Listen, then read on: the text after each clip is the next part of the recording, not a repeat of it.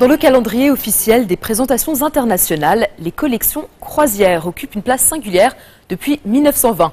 Elles avaient été conçues pour les clientes fortunées qui migraient pendant les mois d'hiver sous le soleil des tropiques. Il était bien évidemment hors de question pour ces femmes de porter des tenues dans lesquelles elles avaient déjà été vues. Les collections croisières sont devenues, depuis 2013, un rendez-vous incontournable, un enjeu économique majeur pour les grandes maisons de luxe, Chanel, Louis Vuitton ou encore Christian Dior. Dans le calendrier officiel des présentations internationales, les collections croisières occupent une place singulière depuis 1920. Elles avaient été conçues pour les clientes fortunées qui migraient pendant les mois d'hiver sous le soleil des tropiques. Car il était bien évidemment hors de question pour elles de porter des tenues dans lesquelles elles avaient déjà été vues. Les collections croisières sont devenues depuis 2013 un rendez-vous incontournable, un enjeu économique majeur pour les grandes maisons de luxe comme Chanel ou Vuitton qui disposent de moyens financiers hors du commun. Chez Christian Dior, au cœur du fameux triangle d'or de l'avenue Montaigne à Paris, on se prépare depuis plusieurs mois. Dans l'atelier prêt-à-porter, les petites mains hyper spécialisées suivent à la lettre les patrons fournis par le studio de création de Raf Simons. L'atmosphère est studieuse, quasi monacale. Alors, est-ce qu'on peut regarder que j'y vais ?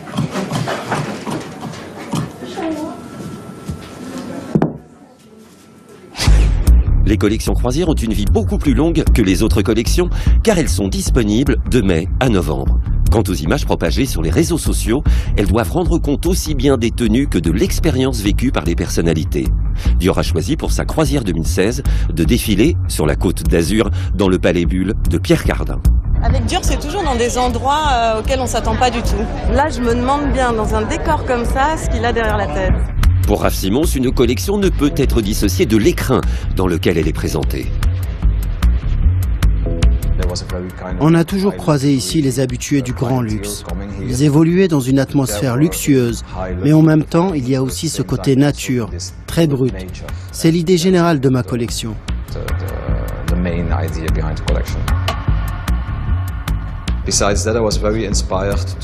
J'ai vraiment réfléchi sur comment j'allais pouvoir évoquer dans mes créations le paysage, la mer, le ciel, partant du principe que ces éléments étaient très importants pour Christian Dior et pour moi aussi d'ailleurs. Nous avons travaillé des abstractions en relation avec l'architecture d'une toute nouvelle façon. Déclinaison du concept des maisons bulles des années 60, le Palais Bulle, avec ses formes rondes et sphériques, n'est pas sans rappeler le corps féminin, cher à Raf Simons.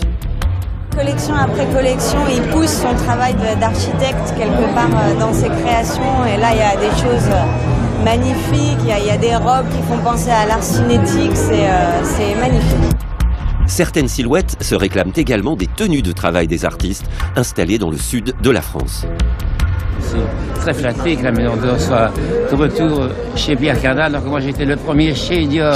C'était en 1946. Pierre Cardin a travaillé 3 ans aux côtés de Christian Dior. Architecture toujours, avec la croisière Chanel présentée à Séoul, au sein du Dongdaemun, bâtiment néo-futuriste signé Zaha Hadid. La collection est, elle, appétissante. C'est comme un bonbon acidulé parfois, c'est très coloré, c'est comme les lumières qui nous entourent là, de toutes les couleurs, et en même temps ça reste Chanel. Donc c'est vraiment extraordinaire. Séoul, une destination shopping méconnue des Européens mais qui attire aujourd'hui une grande partie de la clientèle asiatique. Chanel compte 9 boutiques en Corée du Sud.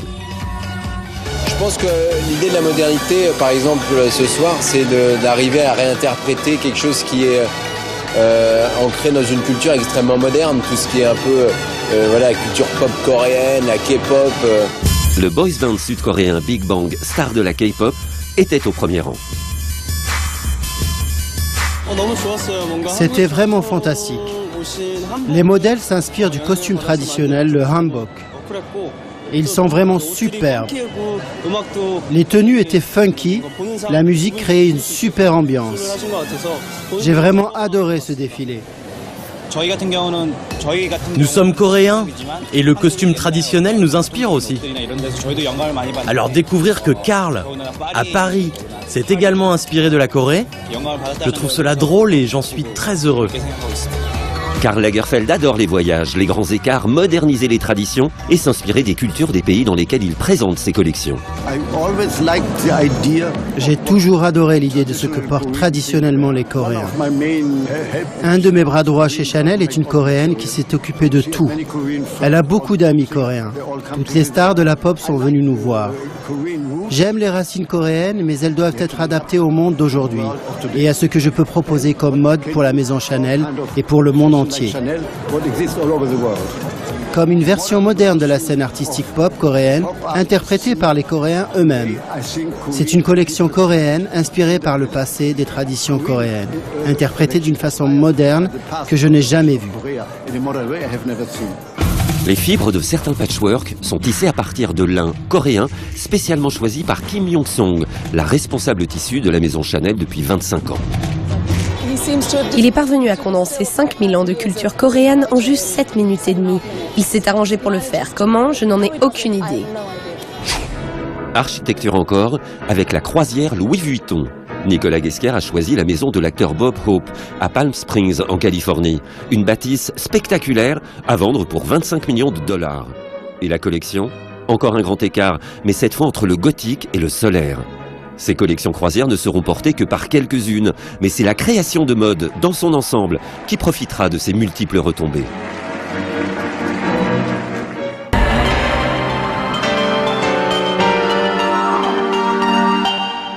Ces dernières années, le conflit au Darfour a pratiquement disparu des couvertures médiatiques internationales.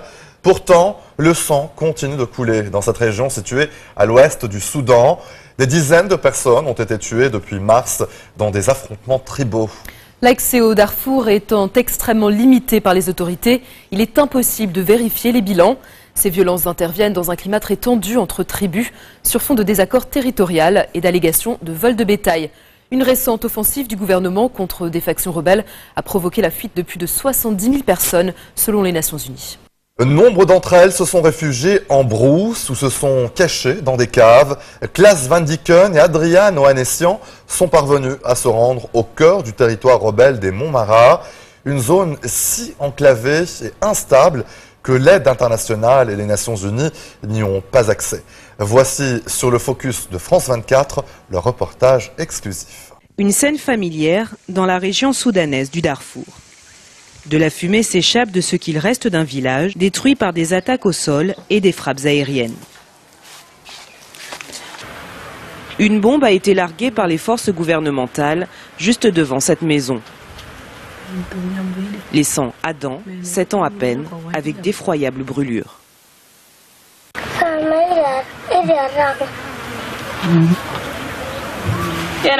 Il a atterri sur la tête et les mains, face au sol. Il a été intelligent, il s'est réfugié dans la maison, son t-shirt en feu. La porte était défoncée par l'explosion. Il hurlait, mais il a réussi à retirer ses vêtements en toute vitesse avant d'être secouru par des gens qui ont entendu ses cris. Moi, je n'étais pas à la maison.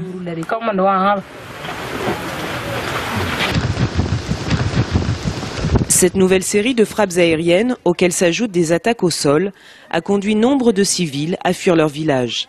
Certains se sont dispersés dans les montagnes, d'autres ont trouvé refuge dans des caves.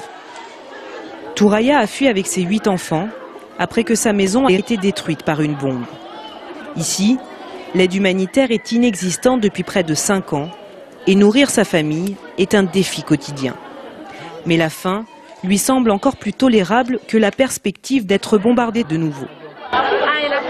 Nous donnons aux enfants la nourriture que nous parvenons à trouver et nous partageons le reste. Si on ne trouve rien, alors on reste à l'abri, la faim au ventre. Nous n'avons rien, à peine un repas par jour. Mariam explique avoir perdu 2 proches dans le bombardement de sa maison. Comme tant d'autres, vieux et jeunes, elle est résignée à rester retranchée à l'intérieur de ces caves sombres et bruyantes. On ne sait pas pourquoi le gouvernement nous bombarde. On ne sait pas ce qu'on leur a fait. Nous ne sommes que de pauvres civils. Je ne rentrerai pas au village tant que le président Omar el-Béchir n'arrête pas ces bombardements. Nous resterons ici, dans ces caves, à attendre la mort. Les monts Mara sont le berceau de la rébellion contre le gouvernement. Le fief de l'armée de libération du Soudan, menée par Abdul Wahid. La guerre s'y poursuit depuis plus de 12 ans. Après une période d'accalmie, la récente offensive du gouvernement, l'opération Été décisif, fait de nouveau des ravages.